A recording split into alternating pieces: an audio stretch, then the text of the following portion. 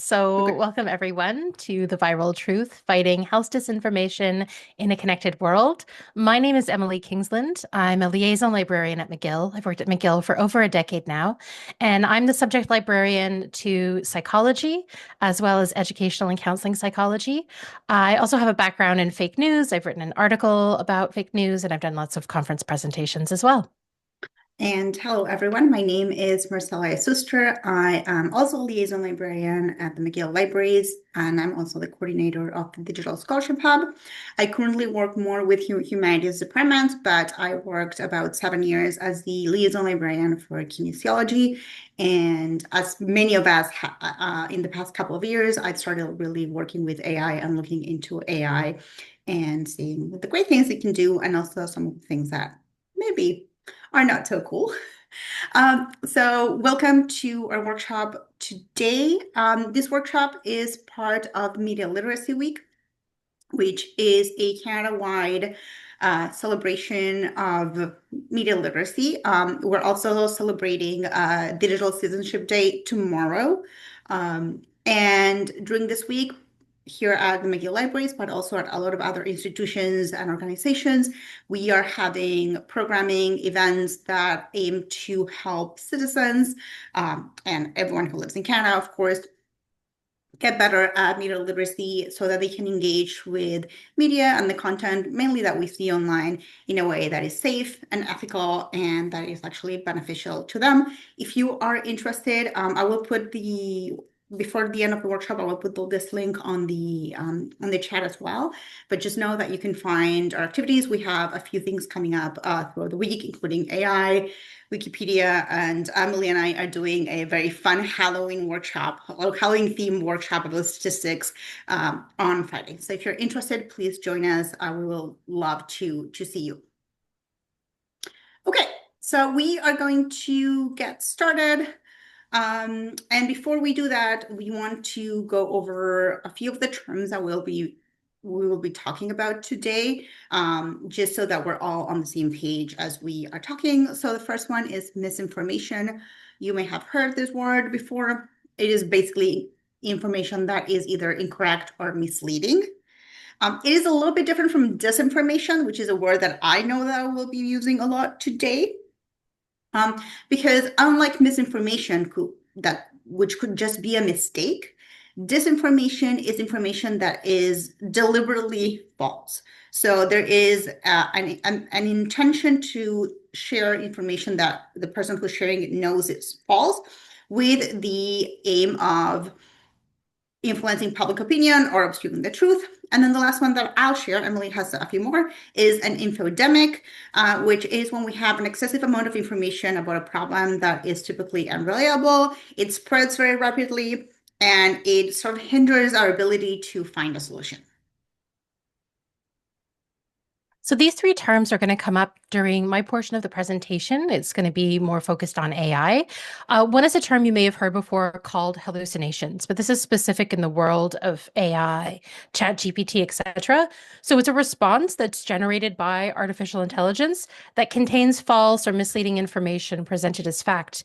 As librarians, we've also been faced with this quite a bit. A student will come to us and say, "Hey, I found this article. I'm like I somehow discovered this article. They don't share how they found it. And I'm having trouble finding the full text, the PDF. And we look and we look and we look, and it seems like this article doesn't exist. Then the student reveals, oh, actually, I found this by using, ChatGPT, for example. It's a hallucination. They just created a reference out of thin air. It isn't real. Deepfakes. You may have heard about these as well. These are images or recordings that have been convincingly altered and manipulated to misrepresent someone as doing or saying something that was not actually done or said. So we're actually going to look at a few deep fakes later in the presentation. And also we're going to talk about ways that, tips and tricks that you can use to help identify if something you're seeing is a deep fake.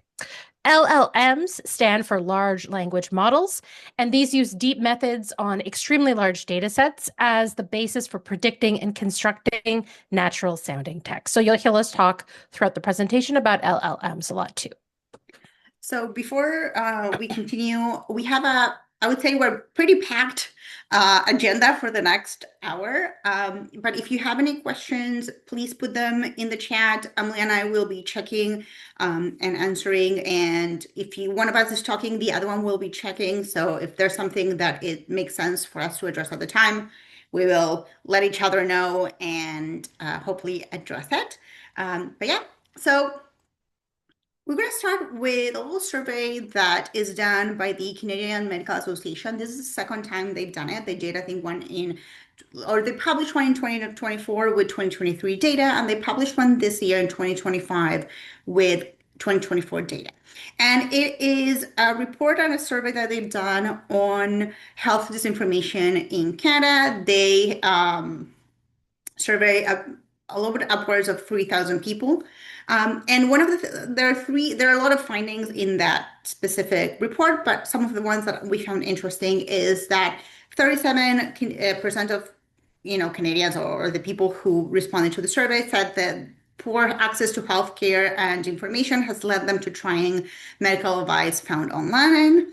31% have said that they took medical advice they found online instead of the advice that they received from a medical professional. And 23% had a bad reaction or a negative health impact from following health advice online. This survey also found that for Gen Z and millennials, social media is the main source of information, or especially particularly for like health news. Whereas for Gen X and baby boomers, that is TV. And I found it really interesting that both millennials, we can see that are like that, I would say those two in between generations have the percentages are a little bit lower, they're a little bit less extreme, and that's something that someone might one day want to study. So we wanted to know, where do you see or access most of your health news?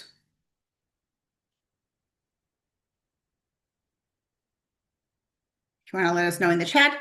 Yeah, you So, can. So feel free to let us know in the chat.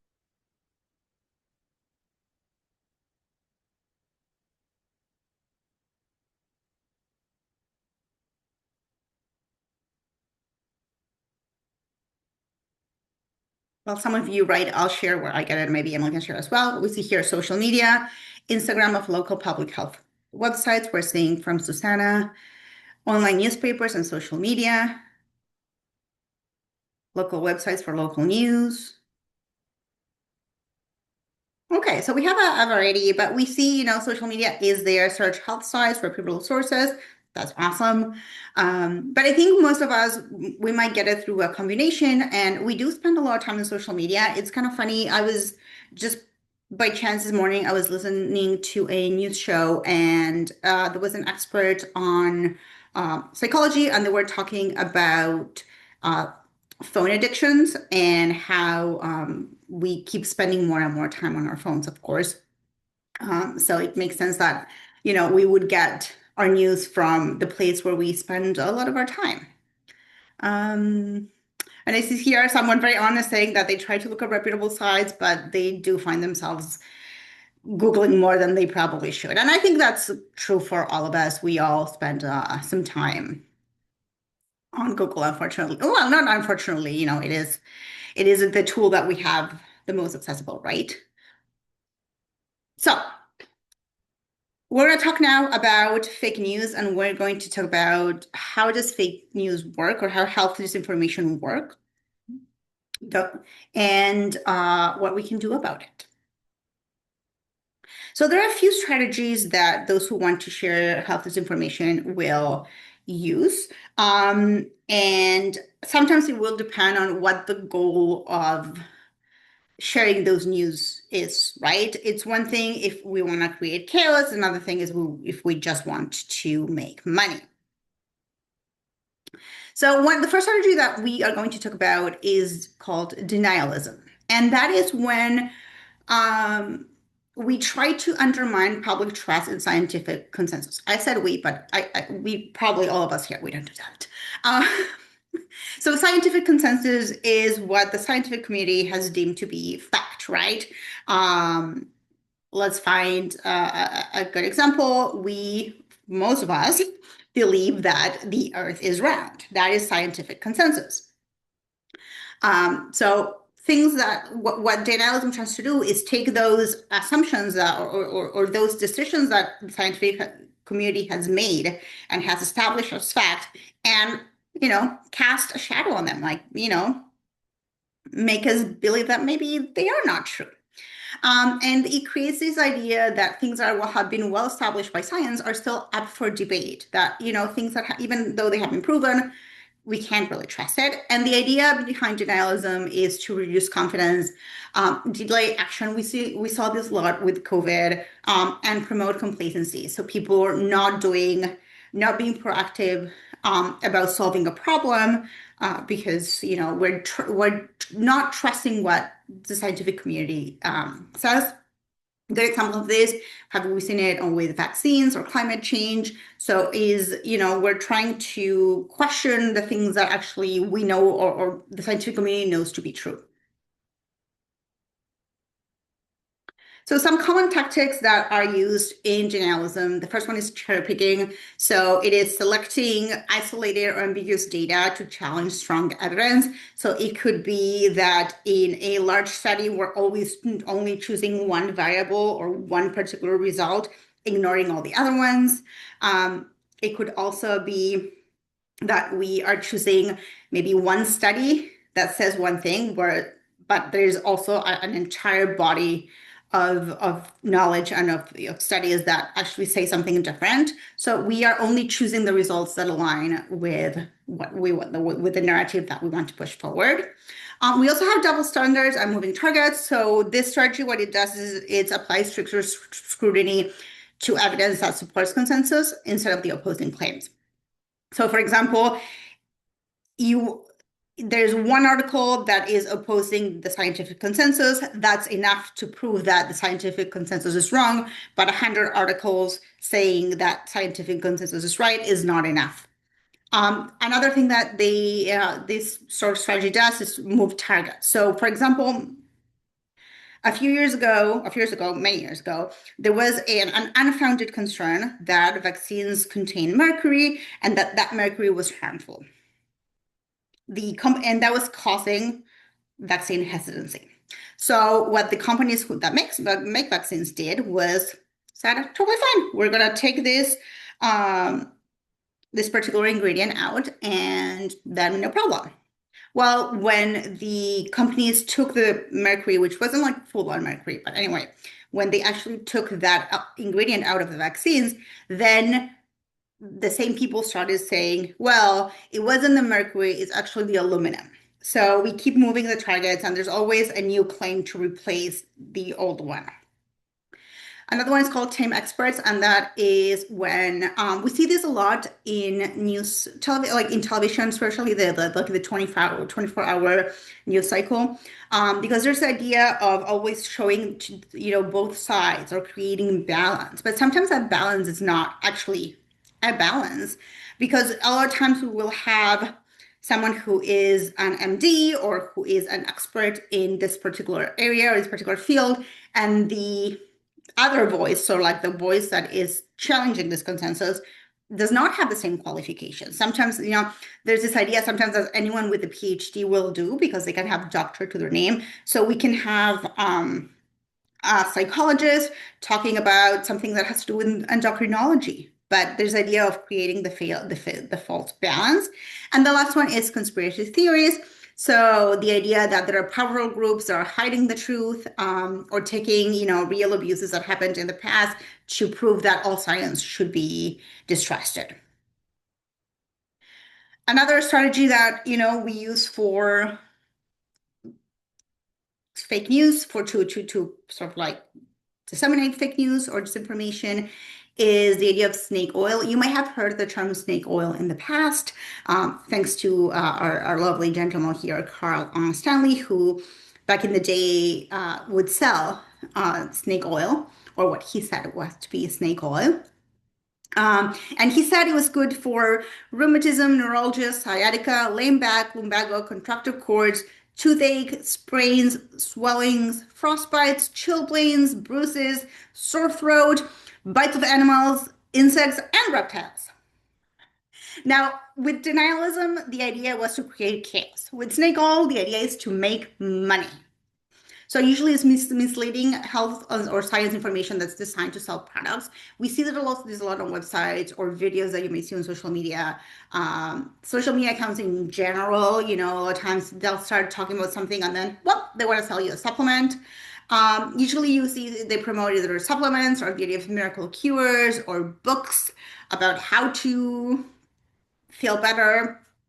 It is very lucrative because people make a lot of money and also because the fortunately the supplement industry is not, especially the States, is not actually regulated at all, so they can make a lot of money, but it can also be really, really dangerous because people are taking the supplements without really knowing what they're taking, and they may be doing things that are harmful to their specific bodies. Usually it will exploit fear, hope, and distress in medical systems. And they tend to target people with chronic conditions or bad healthcare experiences who are less likely to either go to a doctor or who have had bad experiences with doctors.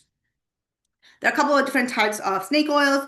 First of all, we have the cure-alls. So, like the snake oil is a supplement, regimen, whatever we want it to be, that claims to treat many unrelated conditions. One good example of this is colloidal silver, which is supposed to cure everything, even HIV. But the truth is, if you take colloidal silver, you will be blue, and not in the sense that you will be sad. Like your body will turn blue, and like that's one of the milder side effects. So. We also have the idea of miracle cures, so breakthroughs that are not found in scientific journals, but that are like going to fix this problem for you. Again, we have conspiracy theories. We saw them with denialism. We are seeing them now with snake oil. In social media, we see it a lot with like, oh, this is what they don't want you to know. If you go to the doctor, they will not tell you about this. A lot of testimonials, we see this as well. So we have people who are sharing anecdotes, but not necessarily just data, just stories. So something that they say that it worked for them. We don't know anything about them. We don't know what else they did. Nothing at all. Quick fixes, so anything that promises fast results. And lastly, all natural. I think like this is a big issue currently, which is the idea that anything natural is better. Um, Arsenic is natural, right? It's not great, at least for our health. Um, and we see this a lot, the idea that like, oh, like, do not like trust big pharma. Just make sure that you are using all natural products. But sometimes what people don't realize is that those products that are created by big pharma, they do have like natural roots, right? They came from observation. A good example would be if you have a headache, you can find some willow bark and you can boil it, and then you can drink that, or you can go take an aspirin.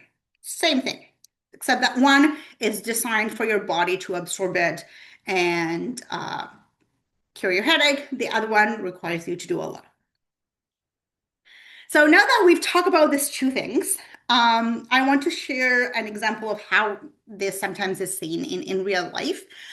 So last year in both Argentina and Brazil, there was a big dengue epidemic. Like dengue is quite common in both countries, but last year it was pretty bad. And interestingly, one of the things that showed us that it was that bad was that it didn't stay in the areas where it usually is, but you could see it in the cities, which is not something that happens that regularly. And these are some of the myths that were circulating when the epidemic was going on. So the first one was that ivermectin cures or prevents dengue. Now, if I say ivermectin, a lot of you might be like, oh, like that sounds familiar. Yes, that does sound familiar. We heard it for COVID. And it would be maybe miracle cure or a cure-all. Mosquito engineered by Bill Gates. Again, conspiracy theory. Vanilla as mosquito repellent. All natural. Dengue not real, scientifically proven. Denialism. Dengue is caused by calcium deficiency and is cured with vitamin D. all natural, miracle cure, and my favorite conspiracy, severe symptoms are caused by graphene and 5G. Now, I want you to keep all of these in mind because I want to share this little table that is called the conspiracy theory chart. It was created by Abby Richards, who is a content creator. She's on TikTok, she's in a few other places, and she's been looking into fake news for a while now, for a couple of years. This chart is actually from 2021. And I want you to remember some of the things we talked about because I wonder if we could find them here. She divides conspiracy theories into five categories from like things that actually happen to world rule by supreme shadow elite promotes hatred, violence toward marginalized groups. And then in between we have things like we have questions and things are dangerous to yourself and others. So I see Bill Gates and depopulation. The dengue mosquito was done by Bill Gates. We see essential oils cure all illnesses, the pandemic, vaccines have microchips, ivermectin cures COVID, and my favorite, 5G. So as you can see, all those myths that we saw before, they were very much rooted in some of the conspiracy theories that we have going on right now. So one thing that we noticed as we were looking into this, and I think like just all of us in our personal lives, is that social media is a place where health disinformation just runs rampant. And that is because social media is quite fertile ground for it. The first problem is that it is pretty much unregulated. So even though there is some kind, for the most part, there is some kind of moderation going on, it's not always great. A lot of times things that should be taken down are not, and things that shouldn't be taken down are taken down. There's also the issue of the link in bios. So if you're not that familiar with social media, platforms like Instagram or like TikTok won't allow you to put links in your posts. And because of that, but you can put links on your bio. And that will a lot of times take you something called a link tree, which is just a list of links. And there's no control over what kind of things we're sharing. We also know that algorithms are more likely to push content that causes negative emotions. So things that are controversial or that generate rage in people or like, gut responses, we'll see that more. Social media relies on parasocial relationships. So parasocial relationships where we as the audience feel very close to the people that we follow. And we try and we also almost feel like a friendship with them. And we trust our friends. So if they're telling me something, I'm, I'm like very likely to believe it. Other times we have people who use very uh, controversial language and choose controversial issues as a way to grow their audience because they know that this will attract more engagement, and engagement is king. That is how we make money on social media, and that is how your audience grows. So they will take on this personas just to get more followers. A lot of times it's the opposite. So someone who starts as a fashion influencer and then they start changing the sort of like their rhetoric throughout time, and they already have a captive audience who are maybe following because like she used to buy like really cute skirt. We see this a lot, and there's a really good article called the Crunchy to Alt-Right Pipeline, where Crunchy, so people who were very into the all natural, people ended up actually turning into alt-right followers. Social media is very easy and cheap in terms of creating content. Their things are very short, so you don't have to put that much effort into it. All you really need is a phone. There's no cooling off period. You don't have to go through like an editor or anything like that. You can just go ahead and get it done. And then the last one is that we're using lighthearted trends and hooks. You might have heard like run, don't walk, or here are 10 things your doctor won't tell you. That is very grabby, and we tend to fall for it. Just in the interest of time, I see that because I have a good TikTok here, but I'm not going to show it to you just because I want to make sure that we have time for everything else. So let's take a look at some examples of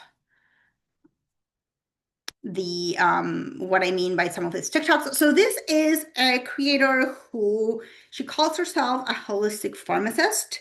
And these are two videos. We're gonna like look at just a little bit of both, just so that we can get an idea of what kind of content is she sharing.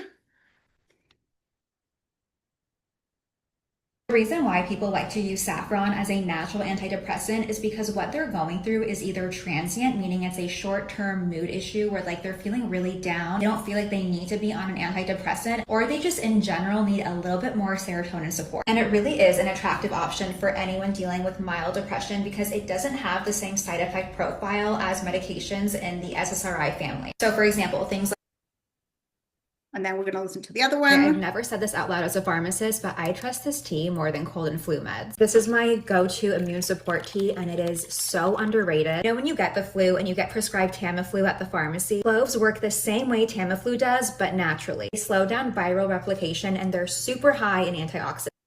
So according to this creator, we can use saffron as antidepressants, and we can use cloves instead of Tamiflu. So I saw this and was like, okay, interesting. I also want to say that I took one for the team because once I started looking into these kinds of videos, my entire FYP on TikTok was all videos about very bogus health claims. So I look at like I went and I did some like digging. So first of all, went to her account to see your holistic pharmacist. And one of the things that I noticed was that a lot of the videos were never get sick. So a lot of content regarding that, mainly for supplements. And then when I went to her link in bio, oh, she's selling a book on eliminating stress and anxiety and sleeping better. She's a pharmacist. Not the one person that I like. Not that pharmacists know a lot of things and then they're very good at what they do. Maybe not about eliminating stress and anxiety. I would maybe go to a psychologist for that. And then we have here our friends from the Diary of a CEO, who is sadly an account with very with a lot of followers, unfortunately, and they have some medical content as well. So we have two interviews that he did. We're going to go to the first one. Depression is not something psychological, okay? Depression is inflammation. You may not feel inflammation. It's not. So the first one is depression is inflammation, so it's not psychological. And then what do you wish you were told on that day when you were first given that little packet of pills? If they were being completely honest with you and they knew what you know now, what is the sort of the list of things you would have said to a young Sarah about this decision? The thing that would have really made a difference to me is that your hormones make you who you are. And when you change your hormones, you change who you are, right? So the birth control pill is going to change you.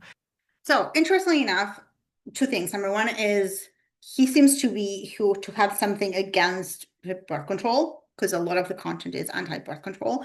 But also this person who is talking, she's a psychologist, which again, I'm not saying that psychologists cannot talk about some of the psychological aspects of birth control, but she, I would also want to hear about an endocrinologist, an OBGYN, people who have studied some of the mechanisms inside the body.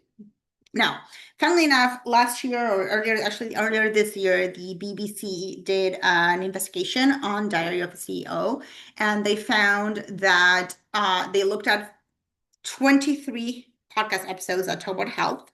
Of those, 15 had unfounded claims.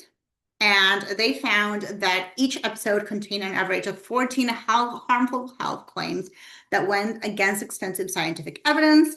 In many of the podcast episodes, the guests claimed to know a simple solution to health issues, which they believe mainstream institutions were hiding from the public. They also often advertise their products on the podcast. And another thing that the BBC report talked about was that at no point they are challenged by the host. So there's no questioning, nothing. It's just, hey, this is the truth, and we're not showing any kind of doubt about it. What do you... Okay, so I'm going to just speed through this so Emily can have more time. But why do we believe. Like if we're here, we know that there's something that we might want to like that we might doubt, but people truly believe in this thing. So the first one is that people may have had bad experiences in healthcare or distrust in institutions. It could be in the form of dismissive care. I would also say we are like, if you live in Quebec, like many of us who are here today, we know that sometimes accessing healthcare can be challenging. We were joking with Emily yesterday as to find an example that if you think you have a UTI on a Saturday evening, good luck to you. There's also some comfort in conspiracies because it helps us find someone to blame. It can be very scary to think that you can do everything right and you can still get sick. You can eat healthy and exercise and you can still get cancer. So having someone else to blame makes us feel better.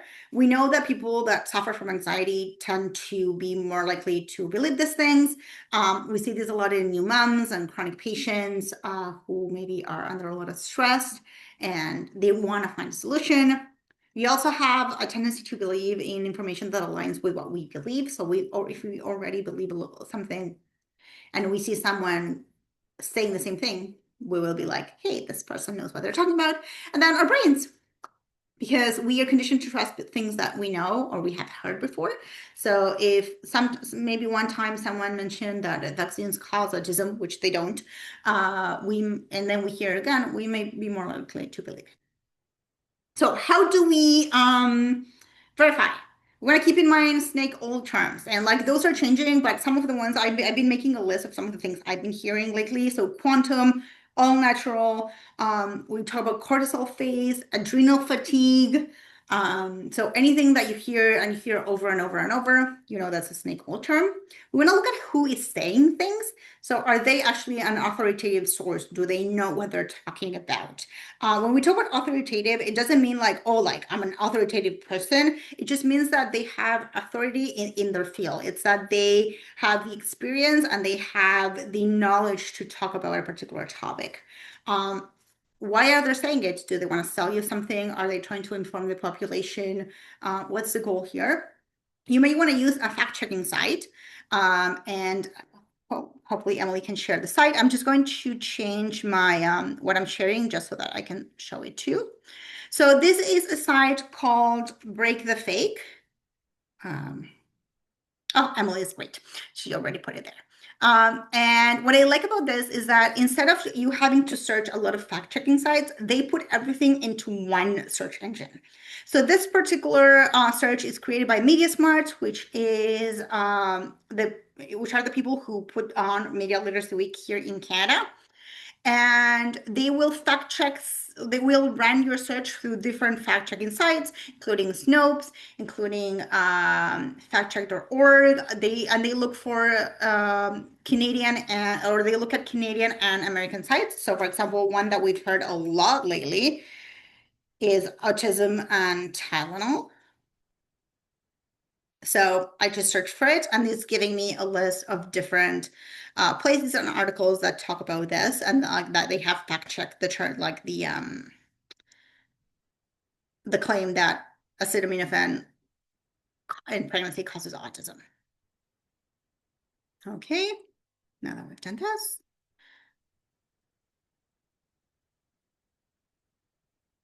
Finally, we want to, if you read something that mentions a study, we want to make sure that we are looking at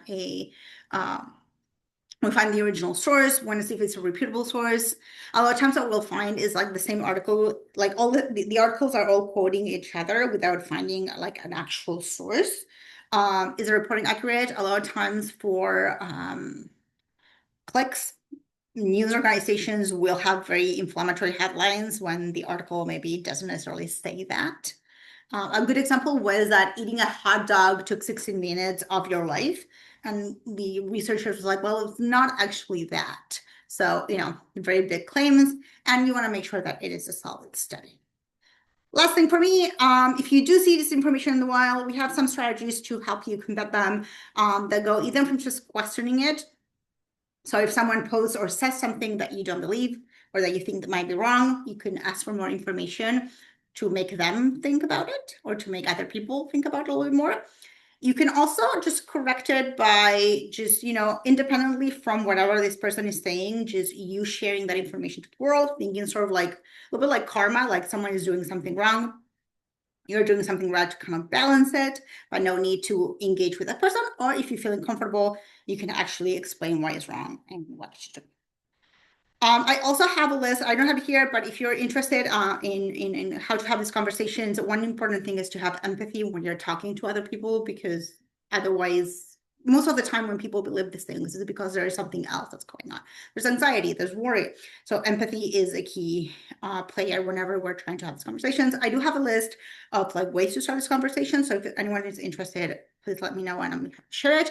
And now that I talk about disinformation and how to do it, this is just plain old disinformation. But now that AI is here, things have gotten a little bit more complicated, and I'm going to let Emily take the lead now. Thanks, Marcella.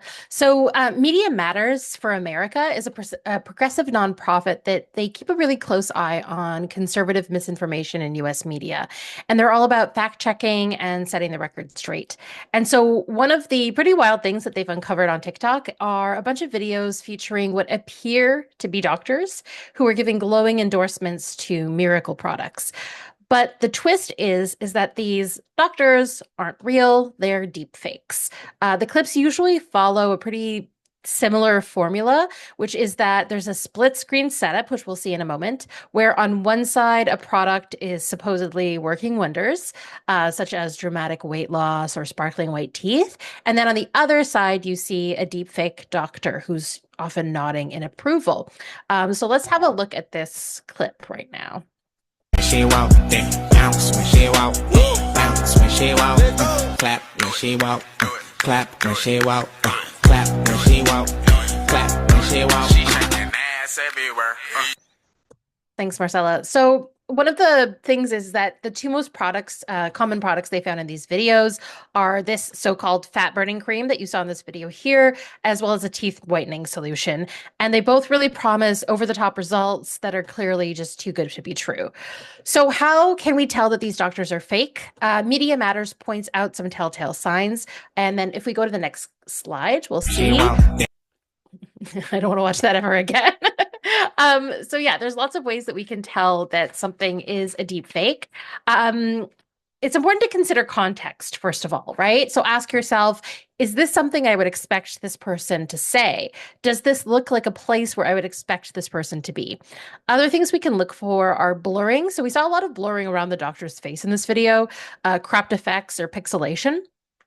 A common thing is seeing skin discoloration or inconsistencies. Places to look are people's cheeks and their foreheads. So does the skin look too smooth or too wrinkly, for example? Other video inconsistencies, which you may have noticed in that previous video, are glitches, lighting or background changes. If the person's wearing glasses, look at the glasses and pay attention to the glare. Is there too much glare? Is there no glare? Does the angle of the glare suddenly change mid-video? Audio problems can be quite common, such as badly synced sound or speech. Blinking, so irregular blinking or movement that seems unnatural. Some deepfakes are also very bad at lip syncing, so do the lip movements look unnatural? And then looking for content gaps in the storyline or in the speech. Next slide. So then there are some actions you can take if you spot a deep fake.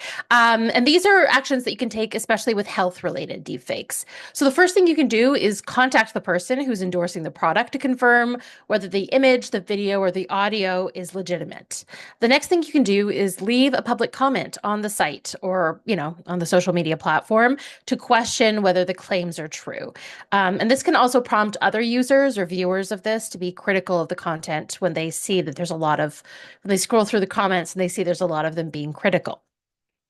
You can then use the online platform's reporting tools to flag fake products and to report accounts sharing misinformation or disinformation. And then lastly, we can encourage others to question what they see and what they hear and to seek advice from healthcare providers.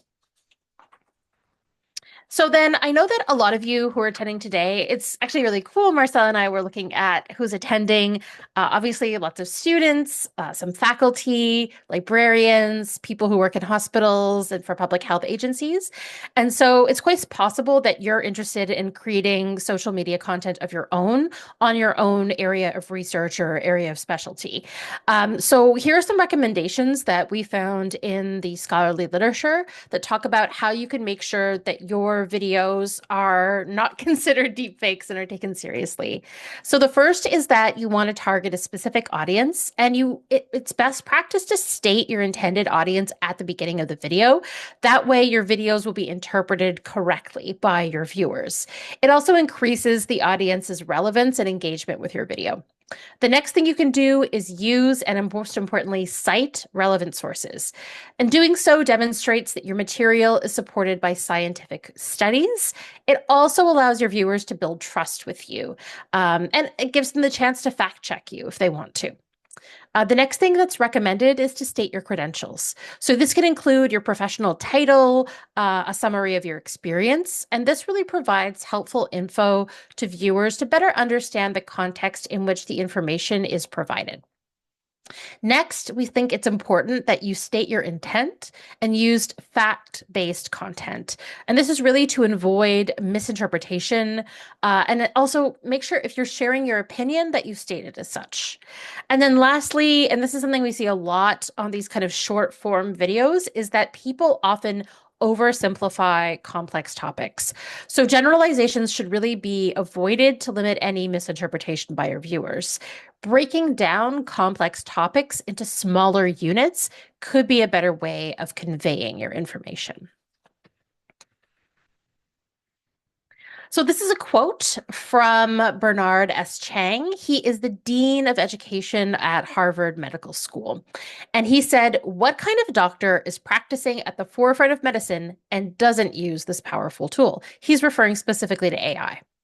So new doctors, he believes, will need to learn how to use both AI tools as well as counseling their patients on how to use them. And that's why Harvard is one of the first to offer students classes on how to use technology, AI technology specifically, in their practices. So 20 years ago, patients, we know we were anxious, or maybe you don't know, but I know, we were anxious about doctors turning to the internet for medical information. And patients would say to Dr. Chang, "I hope you're not one of those doctors that uses Google." But as it's become the standard for doctors to look online to find up-to-date information to inform their practice, Dr. Chang wanted to reply to these folks and say, you wouldn't want a doctor who isn't using Google. And he sees the same thing happening now with AI.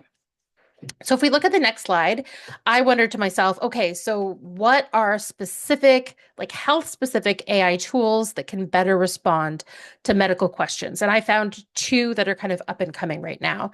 The first was announced on May 12th of this year by OpenAI. So these are the folks behind ChatGPT. They announced something interesting called Health Bench.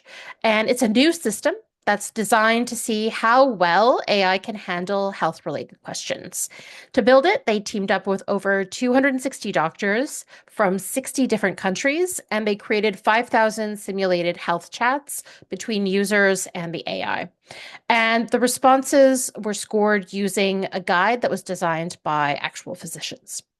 So OpenAI has made some bold claims. They say that while earlier versions of their AI needed a bit of help from doctors to improve their answers, their latest model, which is GPT 4.1, and it was released this April, is now good or even better, they say, than human doctors at answering these questions. So quite the bold claim.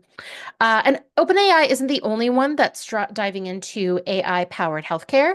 Microsoft has its own tool called MAI, like Microsoft AI Diagnostic Orchestrator. In testing, it reportedly diagnosed patients 4 times more accurately than human doctors. How? Well, it pulls insights from several top AI models, including OpenAI's ChatGPT, Google's Gemini, Anthropic's Claude, Meta's Llama, and xAI's Grok. And it combines them like a panel of experts working together. So those are the two health-related tools that are coming to a hospital near you. All right, next slide. So, uh, there have been a wave of popular apps that are offering things that are called AI companions. So these could be virtual romantic partners, therapists, fictional characters, even parents to millions of users. You can tweak the personality of your AI companion to your interests, to your liking. And many users say that these bots help them with loneliness, and they offer apparently surprisingly deep conversations. Now, companies pitch these bots as fun, harmless, helpful for loneliness and anxiety. However, experts are saying that they can have serious emotional consequences. There is a dark side to this. So, some chatbots have encouraged harmful behavior, including suicide and violence. Some tragic cases have already surfaced. A 14-year-old in Florida died by suicide after chatting with a Game of Thrones themed bot. A 19-year-old in the UK was jailed after a chatbot encouraged him to threaten the Queen. In Belgium, authorities are investigating after a father died following long conversations with an AI bot named Eliza. So critics say that these apps are like social media on steroids. They're deeply personal, they're potentially addictive, and they're lacking any real safeguards. A privacy advocate named Pierre DeWitt, he helped spark the Belgian investigation. He argues that the business model pushes companies to make these bots as engaging and notably as addictive as possible. Next slide. So another issue with AI is that racial bias is a major ongoing problem. AI has become a really big part of mental health care, but a recent study has found that there are some major red flags around racial bias in how these systems respond. So researchers tested four major LLMs, large language models. So Claude, ChatGPT, Gemini, and new Mez 15, which is a medically focused version of Meta's AI, which is called Llama. And they used 10 fictional psychiatric cases. Each case was presented in three different ways. They could either be race neutral, where one where race was implied, and one where race was explicit. And this is where the patient was clearly identified as being Black. And then two experts, a clinical psychologist and a social psychologist, reviewed 120 AI generated responses to see if race influenced the diagnosis or the treatment recommendations. The results were mixed. While the models gave generally consistent diagnoses, their treatment suggestions often got worse when race was mentioned, either directly or indirectly. Among the new models, NumEs 15 showed the most bias, while Google Gemini performed the best. The main takeaway is that AI tools in healthcare can unintentionally reinforce racial disparities. So it's crucial for us to keep testing and improving them to ensure fair and equitable care for everyone. So now we are going to play a game of true or false. So these true or false questions come to us from the Canadian Medical Association. That was the study we linked to earlier in the chat, and Marcella mentioned the study at the beginning of our talk. Again, this is a survey that was done of over 3,700 Canadians from all different age groups, and included in their survey were a series of true or false questions. And so we thought we could have you all play along in a quick Zoom poll. And what you can do to play along is you can open MediaSmart's website, Break the Fake. So I had shared it earlier in the chat. I think And Marcella might be I just you're shared sharing it it again. Yes. So basically, when we show you these true or false questions, I mean, you might already know the answer, but as a fun way to test out Break the Fake, you can type some of the keywords into their search bar and see if they can help you find the right answers to our true or false questions. All right, so let's go to true or false question number 1. So true or false? Using chemical sunscreen can cause a vitamin D deficiency. So you'll see that there's a poll up on the screen. So you can vote for that first question. But of course, if you want, you can test out Break the Fake. So you could type in, for example, chemical sunscreen vitamin D, and you might be able to find the answer there.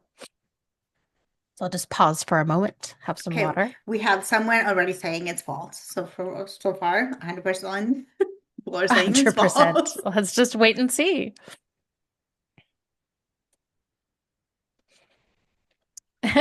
So it looks like we can answer all the questions at once. Yes. So I think what I'll do is I'll read all the questions aloud. If you want to go to Yeah, the perfect. second one. Oh, Oh, don't look, don't look. spoilers! You know what? This I was don't have to read them. They're on the screen. So one is using chemical sunscreen can cause vitamin D deficiency. Question two is mercury in vaccines can cause autism. And question three is 5G technology is known to cause cancer. So you can answer true or false to any of these three questions that you see on the pop-up in your quiz. And you can look up via a few keywords in Break the Fake. So I'll give everyone a moment to answer these, and then we'll see how well you compare against the average Canadian.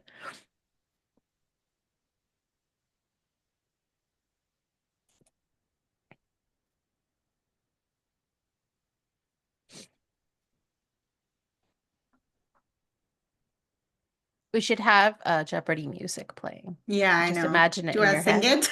No.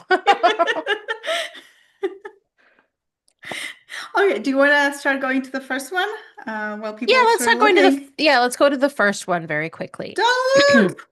Okay. Don't look. So yeah, so it looks like 89% of our users have voted false to this question, which is correct.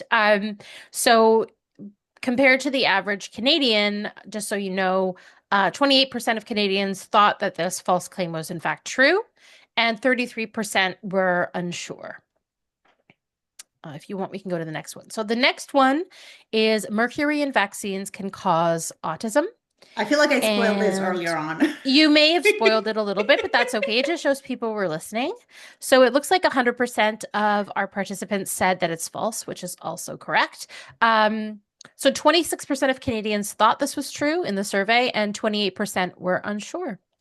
And then our last question is 5G technology is a known cause of cancer. And it looks like 100% of our users or our participants rather voted that it is false, and they was in fact correct. And compared to the average Canadian, 21% of Canadians thought that this was true, and 22% said that they were unsure.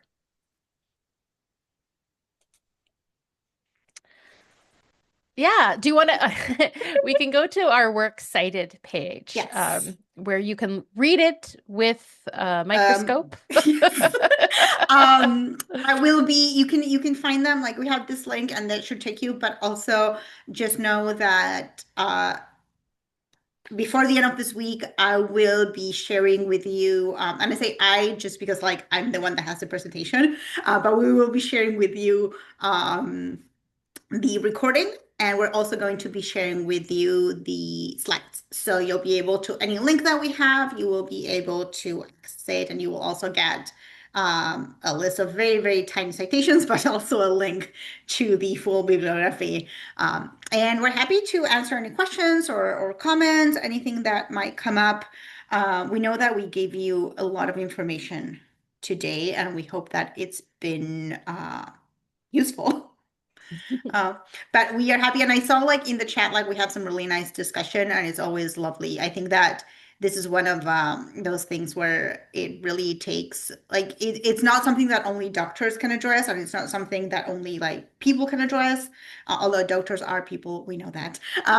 But I think it's something that we all have to kind of take part in and be vigilant about, and really have these conversations with friends and family that we love, and we want to make sure that they are safe in what they're doing. Do you want to plug some of our upcoming workshops this Yes, week? I'll do that because we have 3 minutes left. Someone mentioned that health literacy sessions offered by Librarians Help. That's lovely to hear. And I think that I know that some people are not are not from McGill, but if you have a librarian that's close to you, if you work within your community and you want to reach out to your public library, and ask the librarians there for help, I'm sure that everyone would be very excited to collaborate in those things. So feel free to do that. I'll plug like our things that we have coming. So tomorrow we have 2 workshops. Tomorrow, which is Wednesday, we have, I may be like, no, it's tomorrow, the AI workshop. And we also have, so let me, you know what, I'm just gonna share like the,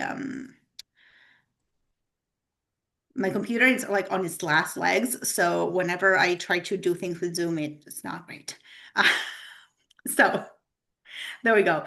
So tomorrow we have Edit Happens, Understanding Wikipedia's Open Secret, which is being given by the president of Wikimedia Canada. Then we also have Reading Between the Algorithms, Using Media Literacy to Demystify AI.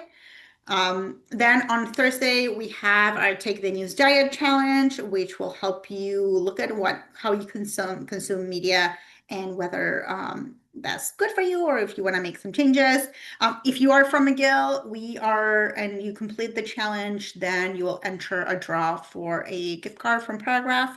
And then on Friday, as we mentioned before, Emily and I are doing Boo by the Numbers, Spooky Stats on Scaregraph. It is not 100% media literacy because this is part of a series that we've been doing for 2 years now, maybe, where we take a fun topic and we share interesting data about it. And We've previously done ones about Taylor Swift. Swift and oh my gosh, I'm drawing a blank. Online dating. Online dating. Love Yeah, we meets did that for better. Valentine's Day. And Yep. costumes may be involved. We will be dressed up for that one. Yes. So if you are interested, thank you again so much for coming. We hope it was helpful. Be on the lookout for an email with the slides and the recording. We hope to see you at other events, and we wish you a great rest of your day, whether it is afternoon like it is for us here, or if it's still morning for you. And I'm going to start recording now. Bye, everyone. Thank you so much.